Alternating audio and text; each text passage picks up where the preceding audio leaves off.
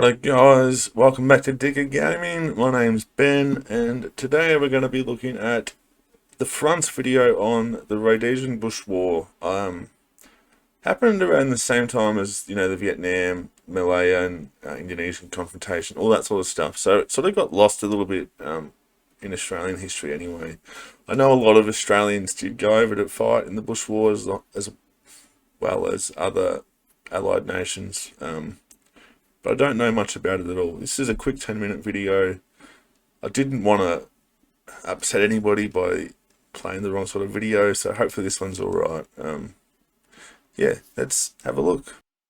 Righto guys, so first off the bat, love to see what your guys' opinions are on this war, how it eventuated and happened.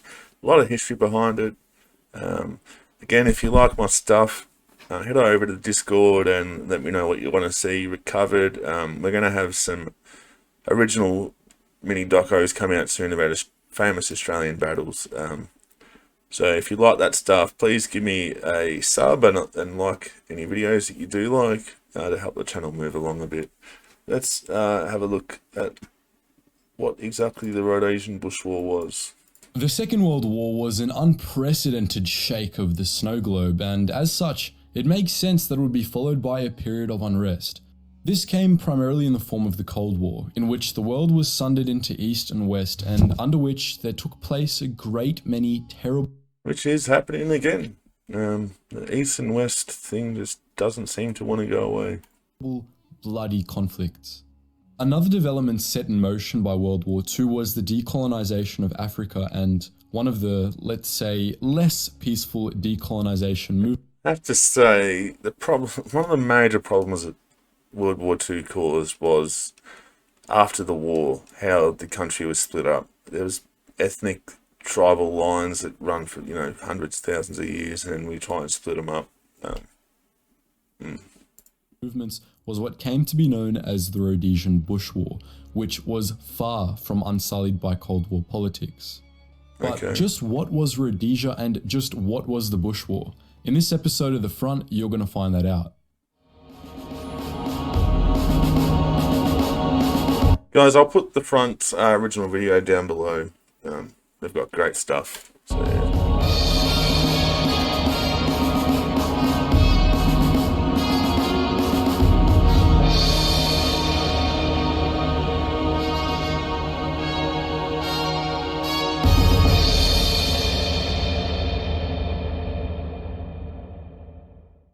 Established in 1923, Southern Rhodesia was a self-governed British colony in southern, not South, Africa.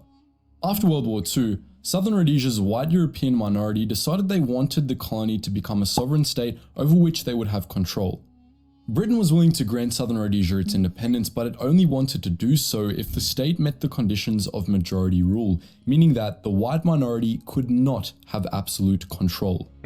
In response, directed by white Prime Minister Ian Smith, the white minority... I mean, you couldn't do that against anybody else, really, could you?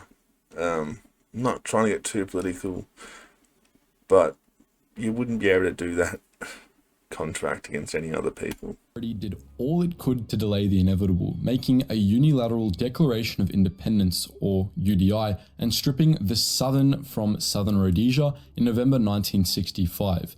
But most of the rest of the world never recognized it as an official state. Even before the UDI, however, tensions in and around Rhodesia were high, with the first notable act of violence of the Bush War occurring in July the year before. Before we get into that, let's lay out the belligerents. Before we get into that, let's talk about what a bush war is. So that's one thing I've done a lot of training in Australia is fighting in the bush. Hot, dusty, ground's hard, dry heat. Not much fun. Hard to see. Yeah, very easy to camouflage in. So yeah. In opposition to Smith's white minority-led government were two African nationalist organizations and their guerrilla arms, the Zimbabwe African People's Union, or ZAPU, and its guerrilla arm ZIPRA, and the Zimbabwe African National Union, or ZANU, and its guerrilla arm ZANLA. In respect to the climate of the Cold War, the Soviet Union was a major supporter of ZEPU, while China was a major supporter of ZENU, which also... Geez, that's a double hit right there. Two big red Eastern European countries or Asian countries playing a proxy war in your country. maintained strong ties with the Mozambique Liberation Front, or another By 1979, ZEPU and ZENU boasted a combined might of 45,000, though it's important to note that these organizations went toe-to-toe with each other on more occasions than one. As for Smith, he enjoyed overt support, including war supplies, material, and troops from South Africa. Rhodesian. Okay. So it does look similar to the Vietnam War, and I mean they're wearing the same baggy greens and stuff, but though as the Bush War progressed, overseas volunteers from Portugal, the United States, and even Britain, to just name a few, I think Australia sent some as well. Security forces. By 1979, the Rhodesian security forces had grown to some 10,800 regulars, with around 40,000 military and police reservists at their calling. Lastly, back in 1973, it's estimated that between 2,000... I know they were heavily based off the UK and allied nations having an SAS troop and Zealous Scouts, I think they were called. But yeah. And 5,000 South African troops were fighting for Smith's white minority-led government. Something you don't hear often is white minority, eh? Back to July 1964. It was ZENU guerrillas who broke the ice and set the bushwar in motion, murdering a prominent white foreman and his wife. In retaliation, Smith had both ZENU and ZEPU leaders detained, and in retaliation to this, ZENU guerrillas operating out of Zambia started attacking Rhodesia. After Rhodesia's UDI, things escalated and Britain imposed an embargo on the unrecognized state. While this did limit the Rhodesian security forces' ability to make war, support from South Africa kept them in the fight. From 1964 to 1972, the Rhodesian security forces were able to knock back the guerrillas operating out of Zambia with relative ease, utilizing a series of military camps set up along the Zambezi River. Though things escalated near the end of You can see they've got FN FALs or SLRs, Australia likes to call them. Same sort of kit that we'd be running in Vietnam as well. Yeah, 72, same sort of major damage as well. on Altina Tobacco Farm, which was owned by a white farmer who was wounded in the attack. After this, the Rhodesian security forces started conducting offensive operations into Zambia, Portuguese-ruled Mozambique, and Tanzania, trying to preemptively nullify their opposition. Same thing happened in Vietnam. Increased in turn. Things got much worse for Rhodesia after Mozambique gained its independence from Portugal in 1945. Earlier, we mentioned how ZENU had strong ties with the Mozambique Liberation Front, or FREMLO. Now, it was them, FREMLO, who ruled Mozambique, and this essentially opened Rhodesia up to a war on 3 fronts. From Zambia, Mozambique, and Botswana and South Africa, out of which ZENU and ZEPU guerrillas and ZENU-aligned South African guerrillas operated, not to mention the fighting which took place in Rhodesia itself. It's safe to say that Rhodesian Prime Minister Ian Smith was starting to sweat at this point, and what made matters worse for Smith was that his most stalwart ally, South Africa, was starting to back out. The decolonisation of Africa was in full effect, and the majority rule was on his... It looks like a Bren gun there. Not a good spot to be in, nonetheless, firing uphill, but yeah. Doorstep. Yet, over the next 4 or so years, Smith never wholly gave up.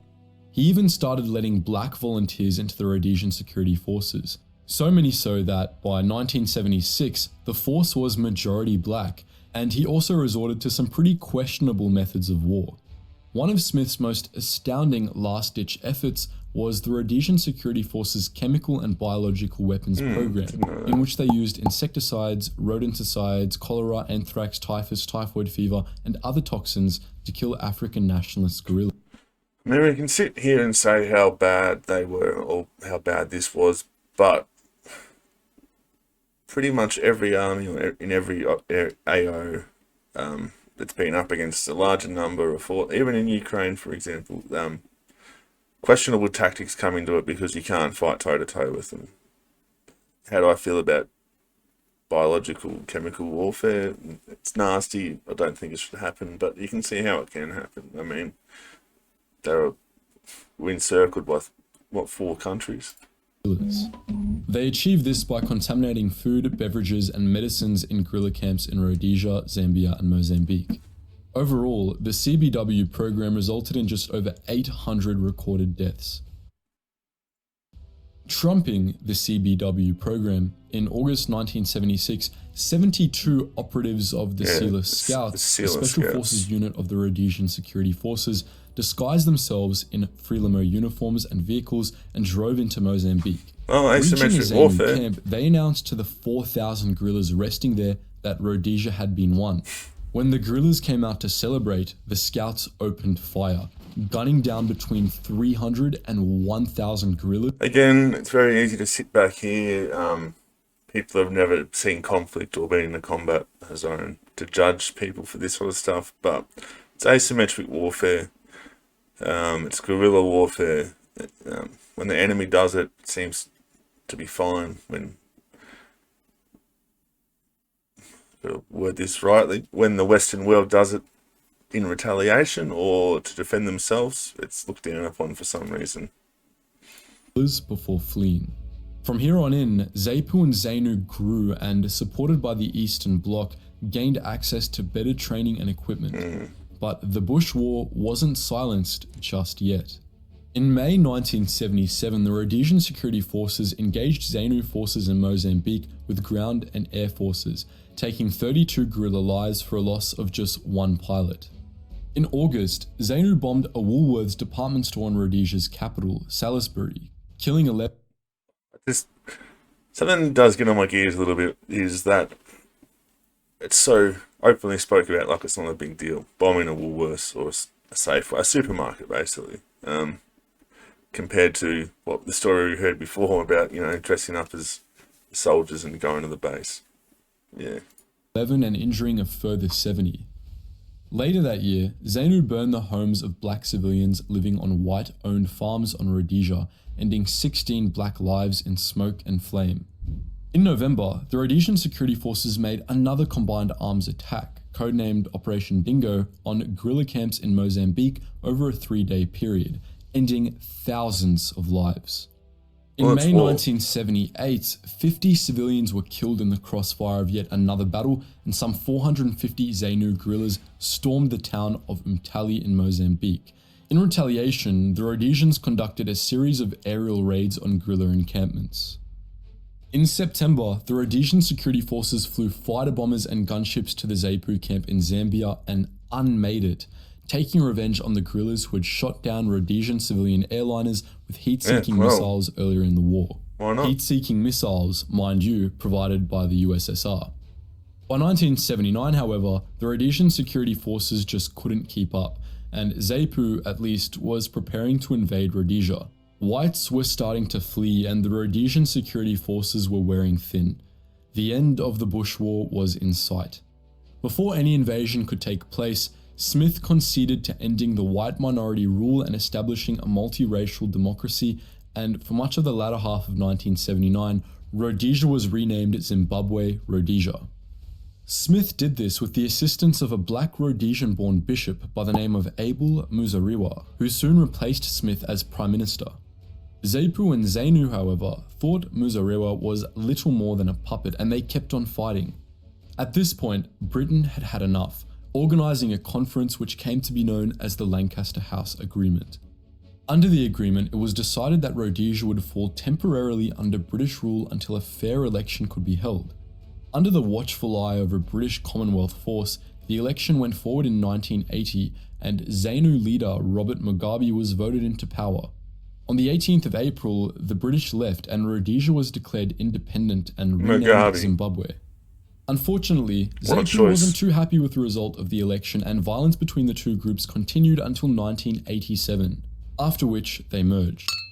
All in all, some 20,000 civilians and 11,000 military personnel and guerrillas were killed in the Rhodesian Bush War.